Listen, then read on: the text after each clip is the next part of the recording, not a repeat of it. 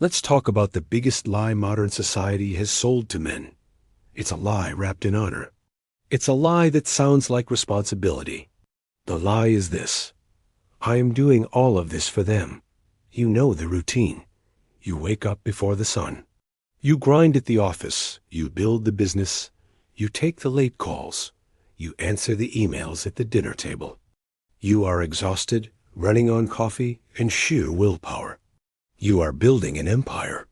You want to give your family the life you never had. You want the big house, the secure future, the best schools. You are a provider. And you should be proud of your ambition. But let me ask you a dangerous question.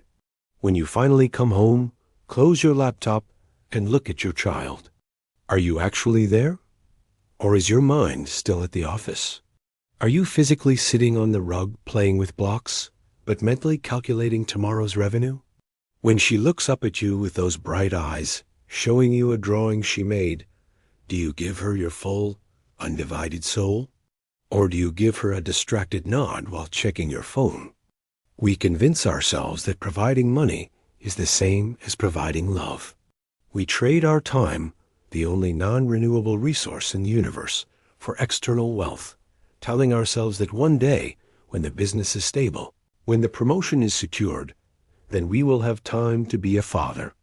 But childhood does not wait for your quarterly earnings report. It vanishes.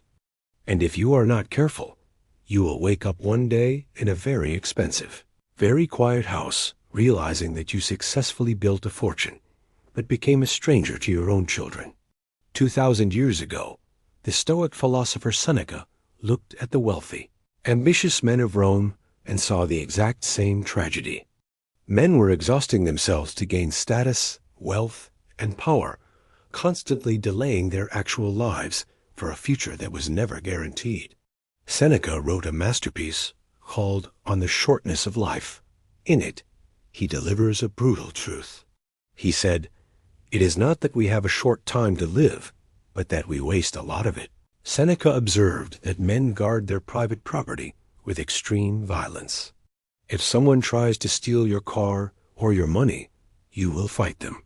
You will call the police. You will defend your wealth with your life.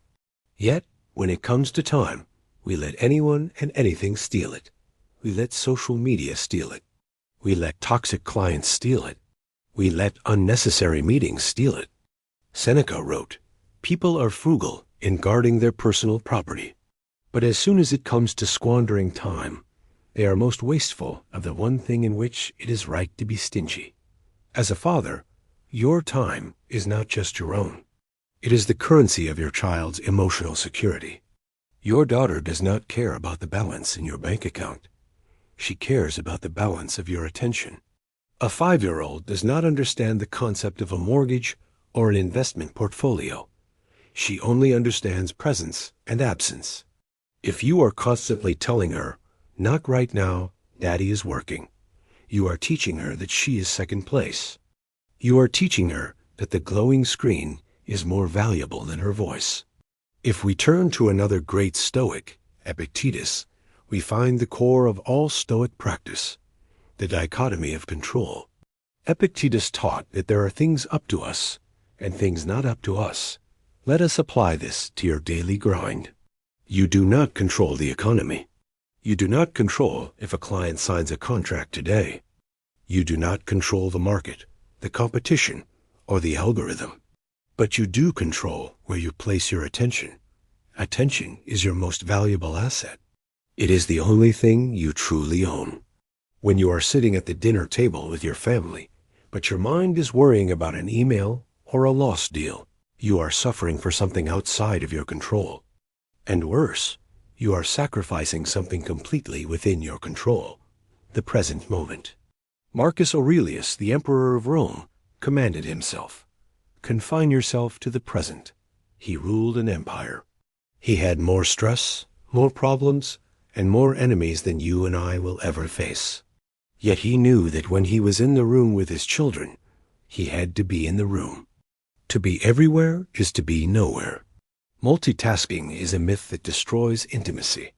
If you give your child 20 minutes of pure, unbroken, Eye contact focus.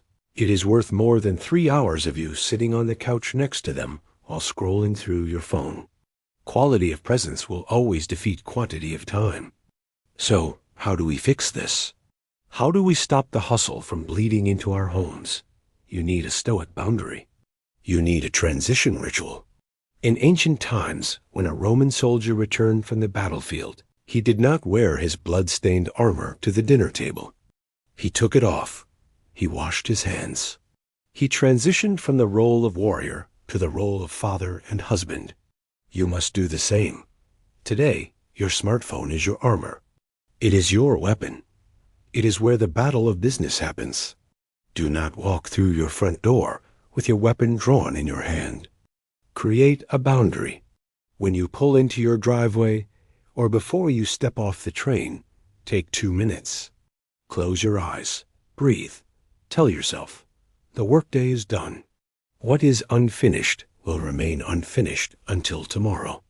I am leaving the hunter outside. I am bringing the father inside. Leave your phone in your bag or put it in a drawer for the first hour you are home. Protect the threshold of your house like a fortress. Guard it against the invasion of notifications. When you walk in, look your children in the eye. Get down on their level. Let them see that the man who just walked through the door belongs entirely to them.